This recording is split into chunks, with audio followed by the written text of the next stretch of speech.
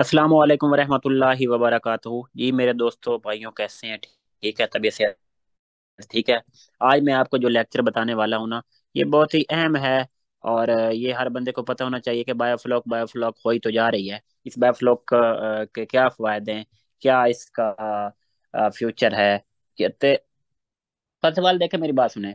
देखें, ये एक ऐसी टेक्नोलॉजी है यहाँ ना आप ना थोड़ी सी जगह पे जो है ना आप मतलब ज्यादा प्रोडक्शन ले सकते हैं। लाइक अगर आपके पास जो ये आपके पास एक टैंक है, एक एकड़ की जो है ना प्रोडक्शन आप सिर्फ ना 1 से 2 मरले में ले सकते हैं। यानी कि आपके पास एक एकड़ का मतलब ये है कि एक फर्स्ट ऑफ ऑल तो आपकी लैंड कॉस्ट जो है ना आपकी कम हो गई, रेंट कॉस्ट आपकी कम हो गई। सेकंड, एक एकड़ के लिए जो वाटर रिक्वायरमेंट है, ठीक है, एक एकड़ के लिए जो इतने मतलब एक एकड़ में इतना वाटर आप स्टॉक करेंगे, उसके लिए जो आपकी इलेक्ट्रिसिटी कॉस्ट, ठीक है, वो आप जो है ना कम हो गई। ठीक है। इसके बाद एक उसमें आपने जो फीड डालनी है, फीड बड़े टैंक में ज़ाया हो जाती है, गल सड़ जाती है, वो कॉस्ट आपकी माइनस हो गई। ठीक है।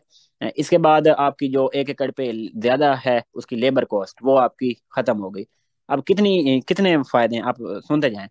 इसके बाद एक एकड़ में इतना ज्यादा उसका खिलार होता है, तो इतने ज्यादा उसके खर्चे होते हैं। ये सारी चीजें उसमें मनफी करे ना, तो फिर आपका बायोफ्लॉक टैंक बनता है। अब उसमें फिर फिश की जो क्वालिटी होती है, उसमें फंगस पता नहीं क्या माइक्रोबियल लोड बहुत ज्यादा होता है। ये बायोफ्लॉक फिश जो है ना, इसीलिए तो मैं कहता हूँ कि ये एक्सपोर्ट पॉइंट ऑफ व्यू से ये बहुत अच्छी है, एक्सपोर्ट पोटेंशियल से, क्योंकि इसमें माइक्रोबियल लोड बहुत कम होता है, कंट्रोल्ड इन्वायरमेंट पे पलती है, ना कोई डिजीज है, ना कोई इसमें पैरासाइटिक लोड है, ना कोई फंगल लोड है, ना कोई बैक्टीरियल लोड है। तो इस पॉइंट ऑफ व्यू से ना ये फिश एक नंबर है। फ्यूचर तो इसका आ रहा है, क्योंकि पानी की वैसे कमी होती जा रही है, ग्लेशियर पिघलती जा रही हैं। तो आगे और 10-12 साल में जो है ना जो लोग इसमें सीख चुके होंगे वो इसके पावे बन चुके होंगे, इसमें कामयाब हो चुके होंगे। नए बंदों के लिए मुश्किलात होंगी। तो जो लोग अभी सीखते जा रहे हैं वो बहुत मतलब ये कि आगे जा रहे हैं। तो ये बायोफ्ला जो है ना, ये पहले जो मैंने आपको बताने की लैंड कॉस्ट, फिर उसमें देखें कितने फायदा आ गए। दूसरा जो है ना इसका यह है कि इसके लिए जो है ना आपकी पानी की रिक्वायरमेंट जो होती है ना बहुत कम होती है। आप देख लें कि आम जो तालाबों में टैंक, एक मछली 1600 लीटर में पलती है, ठीक है, एक मछली 1600 लीटर में पलती है। और बायोफ्लॉक में एक मछली 30-35 लीटर में पलती है। ये भी मुख्तलिफ बहस है, कुछ लोग कहते हैं 10 लीटर में पलती है, कुछ लोग कहते हैं 20 लीटर में। लेकिन मैं आपको अथेंटिक इंफॉर्मेशन बताऊंगा, ताकि जो है ना एक रेयर इंफॉर्मेशन जो है ना वो बताऊंगा। इसके बारे में एक नेक्स्ट वीडियो बना दूंगा। तो देखें, 1600 लीटर के लिए आपकी कितनी जो है ना रिक्वायरमेंट है, फिर फीड कुछ ज़ाया होती है, ये सारे। इसके बाद ये दें, इसमें ना बायोफ्लॉक टैंक में बार बार पानी तब्दील नहीं करना पड़ता। तो ये बहुत अच्छी बात है। आपने एक बार पानी भर लिया तो आपको मतलब ये बायोफ्लॉक उसमें बन गया, तो आपकी इलेक्ट्रिसिटी कॉस्ट बढ़नी नहीं है। वही आप पानी जो है ना उसको इस तरह का, जब हम जो आर एस टेक्नोलॉजी भी लगा सकते हैं, और फिर बैक्टीरिया डालते हैं, जो बायोफ्लॉक डालते हैं, वो इस पानी को जो है ना दोबारा मतलब वो साफ रखता है। तो ये एक माहौल दोस्त है, जमीन में पानी हवा को आलूदा नहीं करता। अगर एक टैंक लगा हुआ तो साथ वाले को पता नहीं है कि यहाँ कोई टैंक लगा हुआ है, कोई स्मेल पैदा नहीं होती। इसमें हम टेम्परेचर को इजीली कंट्रोल कर सकते हैं। छोटा सा टैंक है ना, 1 एकड़ का इतना सरफेस एरिया होता है, वह कहाँ टेम्परेचर कंट्रोल करेंगे। ये छोटा सा टैंक है, इसको इजीली टेम्परेचर कंट्रोल कर सकते हैं। जब आप टेम्परेचर इजीली कंट्रोल कर सकते हैं, इसका मतलब आप सर्दियों में भी ग्रोथ ले सकते हैं। तो ये बहुत इसका एक प्लस पॉइंट है। देखें, ये जो प्रोबायोटिक्स होते हैं ना, ये जितने भी पैथोजन हैं, जो नुकसानदेह बैक्टीरिया, उसको खा खाकर दोबारा खुराक में कन्वर्ट कर देते हैं। मछली के फुजले को दोबारा खुराक में कन्वर्ट कर देते हैं। मछली का जो भी गंद बला होती है दोबारा खुराक में कन्वर्ट कर देते हैं। और वो जो फुजले होते हैं, अगर वो कन्वर्ट ना करें तो उससे बू स्मेल, और देखें ये तालाब जो बड़े बड़े लगे होते हैं उसके साथ कोई गुजर नहीं सकता, कितनी गंदी स्मेल आती है। लेकिन ये है कि ये आप किसी शहर में भी लगा लें, साथ वाले को पता नहीं होगा यहाँ कोई टैंक लगा हुआ है, क्योंकि वो स्मेल आनी नहीं है। बायोफ्लोक ने उसको जहरीले मवाद को दोबारा फीड में कन्वर्ट कर देना, तो वो बदबूदार मादे, खतरनाक गैसें जो भी हैं वो खत्म हो जाएंगे। आप इसका एक और प्लस पॉइंट ये है, इसको आप कम सरमाए से शुरू कर सकते हैं, इतने पैसे नहीं चाहिए इसके लिए, ठीक है।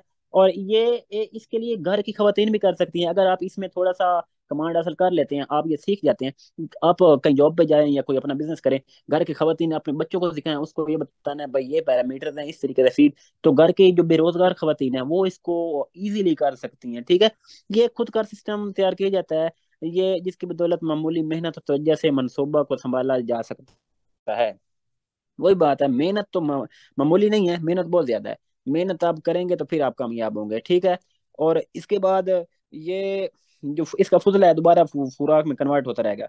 वो खुराक खुद ब खुद बनती रहती है, जिसकी वजह से इसकी ना 50% तक जो है ना लागत वो कम आ जाती है, क्योंकि वो प्रोटीन की खुराक महंगी है। आजकल सोयाबीन का वैसे भी मसला बना हुआ है, वो खुराक जो है ना जैसे ही इसने दोबारा उसको कन्वर्ट करते जाना है, खुराक अंदर ही बनती रहनी है, बाहर से हमें कम खुराक देनी पड़ेगी, तो जिसकी वजह से जो है ना इसकी हमें लागत कम आ जाती है।